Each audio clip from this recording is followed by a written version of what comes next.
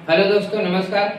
आप सभी का फिर से एक बार स्वागत है बृहस्पति कोचिंग में। चलिए दोस्तों, हम लोग पढ़ना शुरू करते हैं। दोस्तों, इस वीडियो में हम लोग पढ़ने वाले हैं क्लास 10 साइंस विज्ञान पढ़ रहे हैं हम लोग, है ना।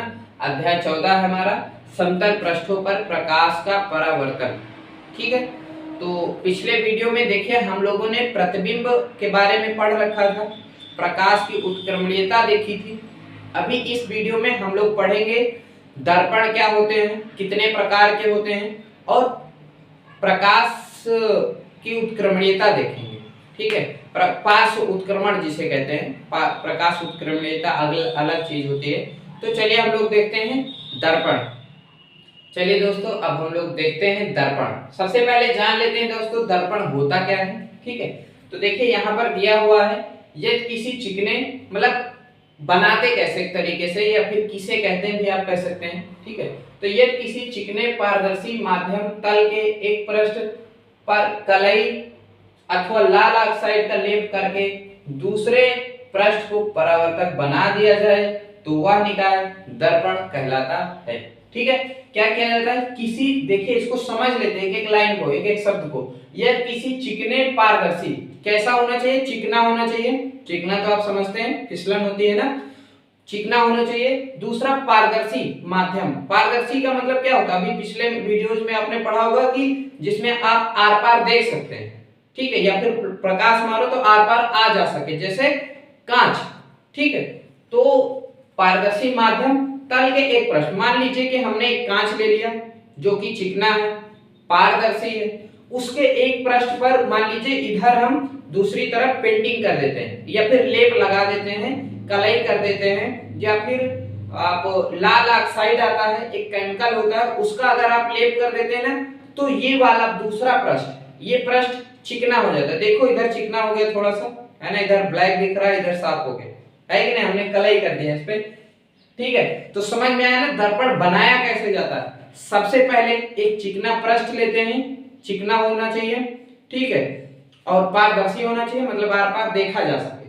ठीक है, फिर उसके एक हिस्से पर, चाहे इधर चाहे उधर, एक हिस्से पर लेप लगा दिया जाता है या कलई कर दिया जाता है या रेड ऑक्साइड का लेप लगा देते हैं, तो दूसरा हिस्सा अपने आप चमकदार हो जाता है। उसी को क्या कहते हैं, दर्पण या शीशा कहते हैं। ठीक है, बहुत कंफ्यूजन रहता है छोटे में कि पता नहीं दर्पण क्या है, मिरर क्या है ना, तो आप समझ लीजिए जो शीशा होता है, ठीक है, ये कई प्रकार के होते हैं। जैसे हम लोग एक घर में यूज करते हैं, मोटरसाइकिल वगैरह में देखने के लिए शीशे लगे होते हैं, ट्रक्स में लगे होते हैं, है कि नहीं, तो ये सब क्या होते हैं, शीशे। तो समझ में आ गया ना, शीशा किसे कहते हैं या फिर दर्पण किसे कहते हैं या फिर बनाया कैसे जाता है। अब देखते हैं ये कितने प्रकार के होते हैं। देखो दो प्रकार दिया है, एक होता है समतल दर्पण और एक होता है गोलीय दर्पण। ठीक है, अब हम जान लेते हैं कि समतल दर्पण किसे कहते हैं भाई।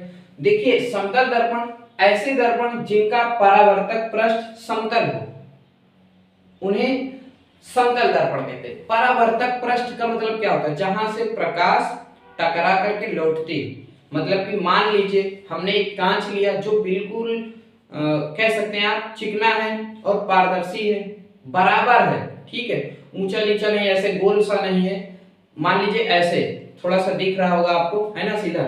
तो अगर कोई भी ऐसा दर्पण जिसका परावर्तक पृष्ठ चिकना हो, ठीक है, क्या हो, चिकना हो, परावर्तक पृष्ठ मतलब जहां से प्रकाश जाए और टकरा के लौटे, तो उसको, उस पृष्ठ को परावर्तक पृष्ठ बोलते हैं। ठीक है, तो वो अगर चिकना होता है, ठीक है, तब ऐसे दर्पण को क्या बोलते हैं, समतल दर्पण कहा जाता है। समझ में आया ना, मतलब कोई भी ऐसा दर्पण जिसका जो परावर्तक पृष्ठ होता है वो चिकना होता है, कोई भी ऐसा समतल दर्पण, या फिर ऐसे समझ सकते हैं ना, ऐसा दर्पण जिनका परावर्तक पृष्ठ समतल होता है। अगर कोई भी दर्पण है जिसका परावर्तक पृष्ठ समतल है, मतलब बराबर है कि नहीं, ऊबड़ खाबड़ नहीं है, ऊंचा नीचा नहीं है, तब उसको क्या कहते हैं, समतल दर्पण कहते हैं। ठीक है, उसके बाद है, अब आगे दिया है कि समतल दर्पण में बनने वाले प्रतिबिंब के गुण। आखिर जो समतल दर्पण होता है, सबसे पहले तो जान लेते हैं कि इसको आप देखे हैं, जानते हैं इसको, तो जान भी लीजिए, है कि नहीं।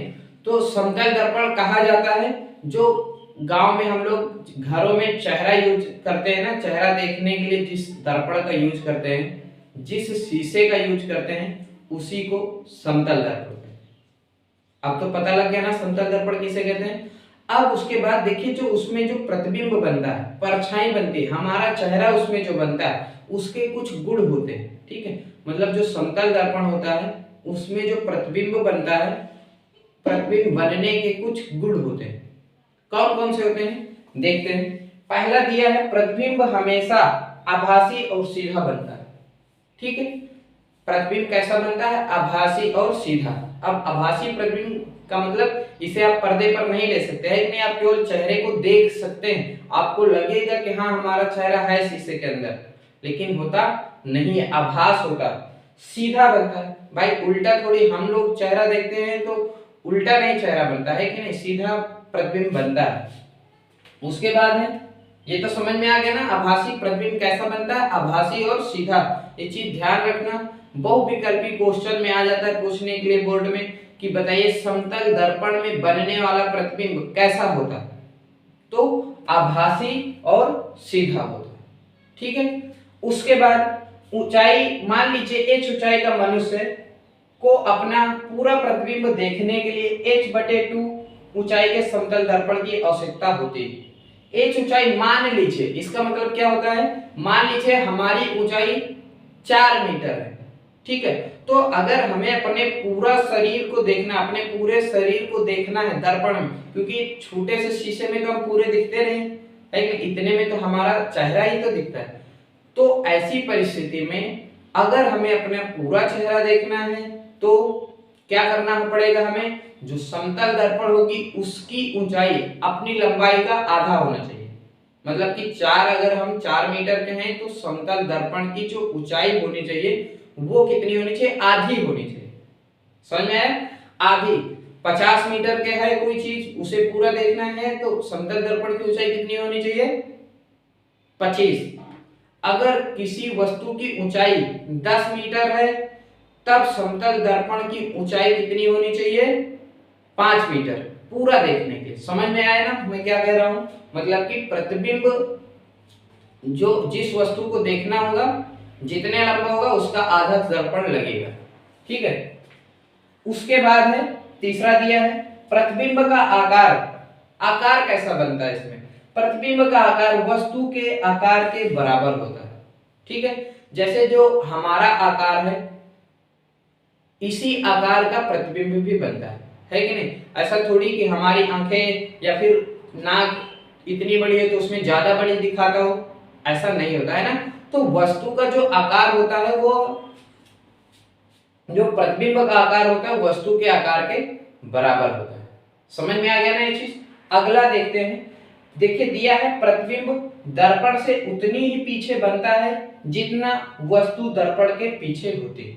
ठीक है, इसको मिटा देते हैं। प्रतिबिंब दर्पण से उतनी ही पीछे बनता है जितना वस्तु दर्पण के आगे होती है, आगे होती है। ठीक है, जैसे मान लीजिए अगर हम, इसका मतलब ये हुआ कि मान लीजिए ये शीशा है, ठीक है, ये हमारा चेहरा है, तो हम जितना इसको पास से देखेंगे तो दर्पण में प्रतिबिंब भी उतने पास बनेगा। भाई यही तो लगता है, जितना इसको दूर करते जाएंगे प्रतिबिंब में, सॉरी दर्पण में प्रतिबिंब की दूरी भी क्या हो जाएगी, बढ़ती जाएगी।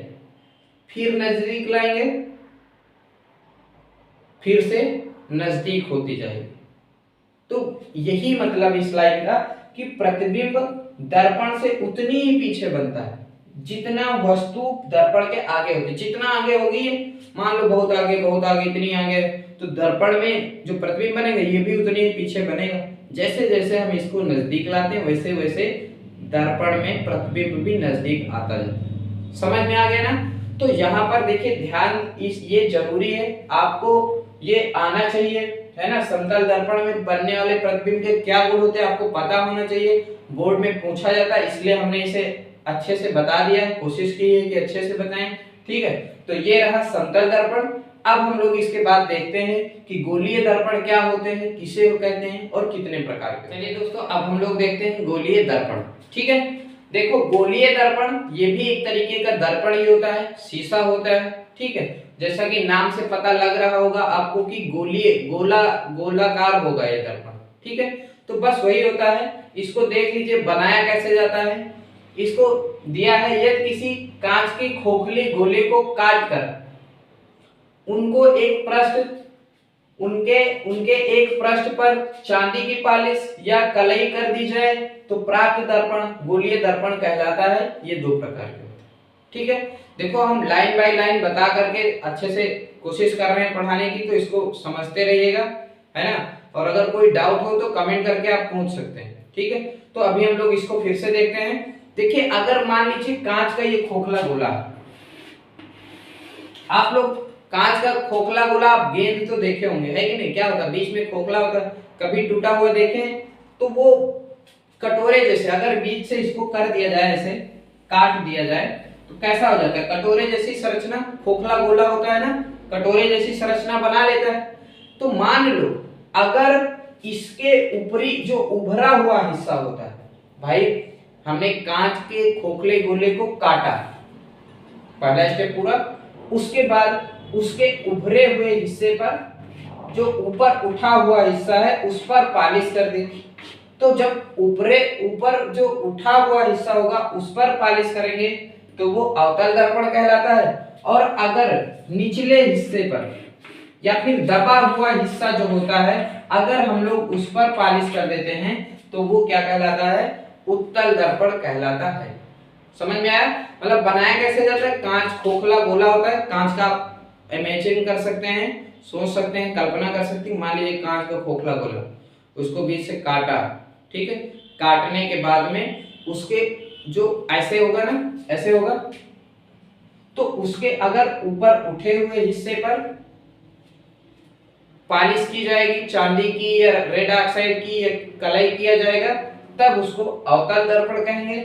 और यदि निचले या दबे हुए हिस्से पर कलई की जाती है या पेंटिंग की जाती है तब उसको उत्तल दर्पण कहते हैं। ठीक है, तो गोलीय दर्पण किसे कहते हैं, समझ में आ गया ना। ऐसे दर्पण जो कांच के खोखले गोले से बनाए जाते हैं, ऐसे भी बोल सकते हैं। ऐसे दर्पण जो कांच के खोखले गोले को काटकर बनाए जाते हैं उन्हें गोलीय दर्पण कहते हैं। ये दो प्रकार के होते हैं, एक आपका अवतल दर्पण और दूसरा उत्तल दर्पण।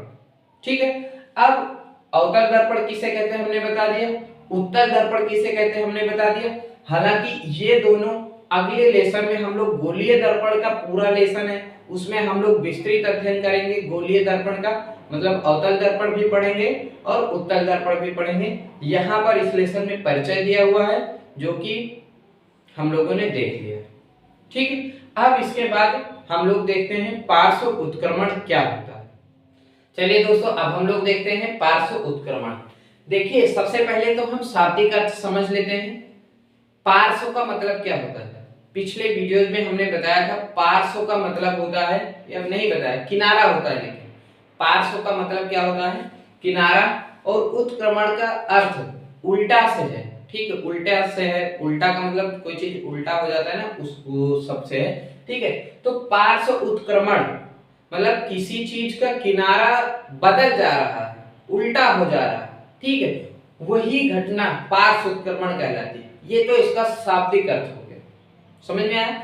उसके बाद समतल दर्पण में देखो, ज्यादातर आपने समतल दर्पण में देखा होगा, कभी आपने अगर अक्षर ABCD लिख लो और उसके सामने कर दो तो वो उल्टे दिखने लगते हैं। ठीक है, यही घटना पार्श्व उत्क्रमण कहलाती है। उसको यहाँ पर लिखा हुआ इस तरीके से, देखिए दिया है, समतल दर्पण में पार्श्व बदलने की घटना को पार्श्व उत्क्रमण बोलते हैं। बस इतना है। मतलब जब हम लोग देखिए क्या होता है, हम लोग अगर दर्पण के सामने खड़े हो जाए ऐसे, ठीक है, तो जो हमारा दायां हाथ होता है वो दर्पण का बायां हाथ हो जाता है। ठीक है, और जो हमारा बायां हाथ होता है वो दर्पण का दायां हाथ हो जाता है, मतलब किनारे बदल जाते हैं। ठीक है, इसी तरह से अगर हम ABCD के अक्षरों को B देखें, अगर B को हम देख रहे हैं तो वो हमें दर्पण में कहो ऐसे दिखाई देता है नहीं, मतलब किनारे बदल जाते हैं। तो बस इतना ही आपको बोलना है, पार्श्व उत्क्रमण में यही इतना केवल लिखना है कि समतल दर्पण में किनारे परिवर्तित होने की जो घटना होती है उसी को पार्श्व उत्क्रमण कहते हैं। आया समझ में। लेकिन इसके अलावा कुछ अक्षर ऐसे भी होते हैं जिनमें पार्श्व उत्क्रमण होता नहीं है या तो दिखाई नहीं देता। ठीक है, ऐसे कौन कौन से अक्षर हैं? जैसे ए को आप देखोगे तो ये ए आपको ऐसे ही दिखाई देगा। ठीक है, आपने आई को देखा होगा, आई अगर ऐसे लिखा है, ऐसे भी लिखा है तो भी ये आई ऐसे ही दिखेगा, दर्पण में भी और ऐसे भी।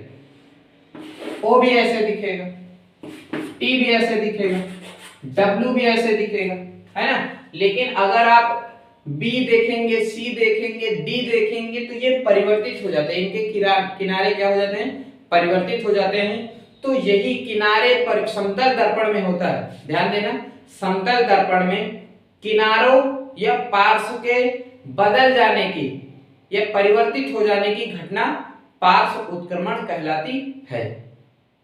आगे समझ में?